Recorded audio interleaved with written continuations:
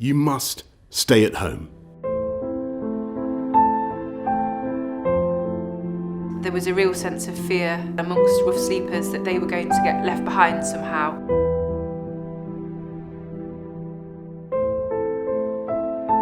You used to be able to get 3 square meals a day. There were day centers you could go to get someone to help you with your benefits, maybe pick up a spare coat. Public toilets were open, then suddenly, overnight, all of that stopped. And that's a very frightening thing when you don't know what's coming. There's lots of messages coming out from the media. You might not even always get those. So it's a really difficult, confusing and frightening time.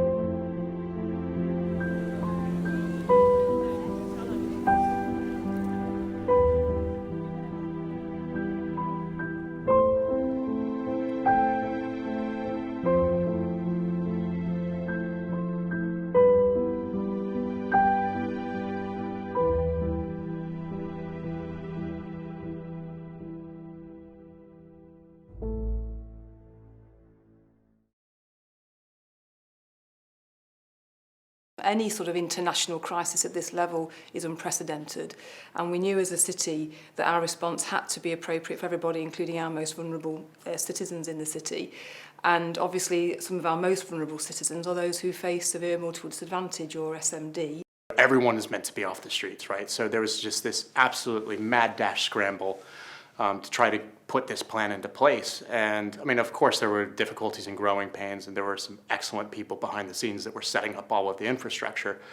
But by Monday, there were 5 people in a hotel. Then by the next week, it was, I can't remember the exact numbers, but it's closer to 10, and then it's 15, then 20, then 25, and it just kept expanding from there. I think the best way to kind of explain it is, if I was going to start up a service for 40 people, for example, 40 people with really, really complex needs, it might take months or maybe even over a years in fact, to sort that out, the kind of facilities you need, the staff you'd need, the medical support, mental health support. It would take a really long time, and we did it in 3 days.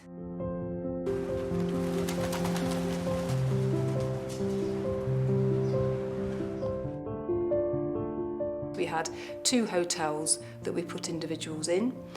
Those hotels were really lovely hotels and really nice environments for individuals, and services very quickly came to us to say, what can we provide in this setting to help people stabilise, to help people feel less fearful, because there was a lot of fear around, to make sure that people who, for example, might have drug and alcohol needs or might have mental health needs still get the support and help and advice that they need. So we didn't really need to ask, it just came forward, which was fantastic, and I think that's a really great thing to remember.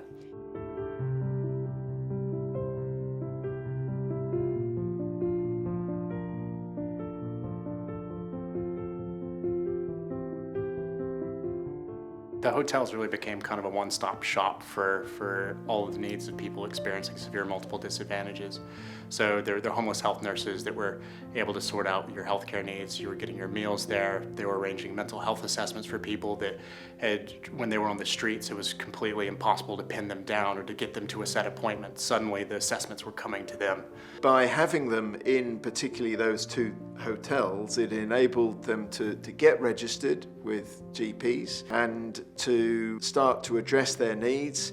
There were various folks that really would have died if they had not had the expertise, sometimes surgical, sometimes medical, so in many ways it actually was a good came out of it. So it was a unique opportunity for us to be able to access people at all times of the day. Pre-COVID, if we needed to register someone with a doctor, or perhaps we needed to deliver a prescription, you might be chasing them for days, trying to find them in their rough sleeping spot, and then they've moved to a different part of town, for example. Well, now everybody was in the same place, and we could get to people whenever we wanted to, whenever we needed to.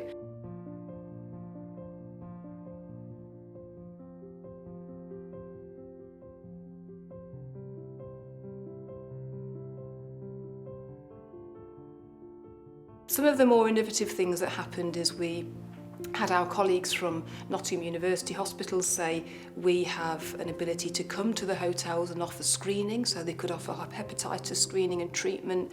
We had services that provide normally needle exchange and sexual health advice and things like that, saying we can work differently. We can not be out of our usual base, we can come out to the hotels and work with people individually.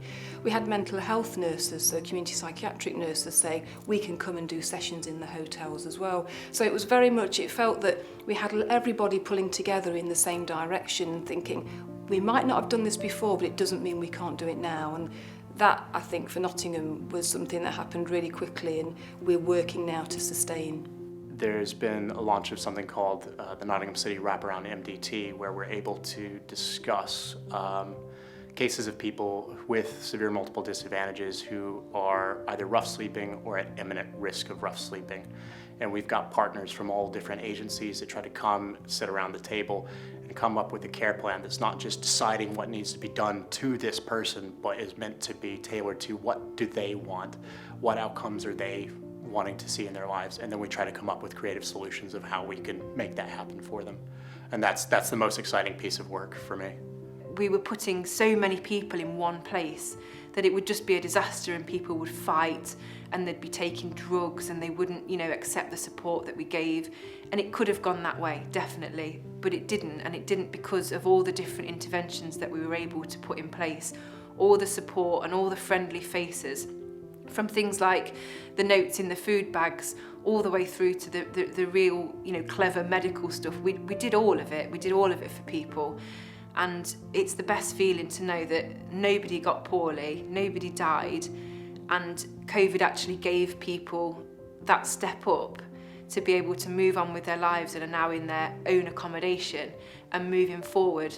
I'm not sure some of those people would be doing that now if it wasn't for COVID. It's hard to quantify, but certainly a three-figure number of people that are now registered with a GP that they weren't previously, perhaps haven't ever been registered, and that are starting to access mainstream healthcare and other care in a way that they weren't before. And the other bit of feedback we had as well was that the hotel staff were really, really great with people, and they have no experience of working with people with SMD. What they have got is really good customer service skills, so they work at a hotel and they're just doing their customer service bit, and they treat people with the same respect no matter where they're from, whether it's director of a business or one of our rough sleepers going in, and that made a huge difference too. Until you put people who have faced really significant challenges into a really nice hotel and see those people think this is a really fantastic environment, and treat that environment as their home, and to treat that with sort of respect and to really enjoy being there. I think that's just really hit home to me that actually what we all need is the right environment to live in. And if we don't have that, then moving on from any point of recovery or any part of our well-being is so much harder.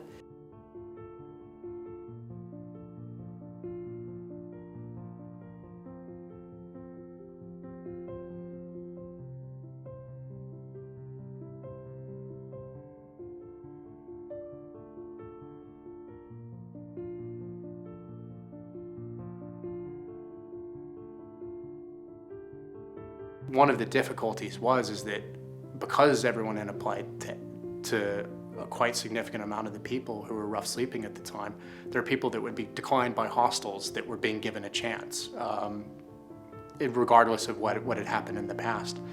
And unfortunately, some of the people, they only lasted maybe a week or two, if that, before they were back on the streets, because there was some issue that occurred at the hotel. And that was not unexpected, but still frustrating to see. We were still able to make sure that people got the right support as much as possible, and we also were able to make sure that we could kind of keep up with people about where they were and how they were getting on and what would perhaps be the right next move for them. So if somebody really couldn't cope in the hotel, was there another opportunity, another alternative for them?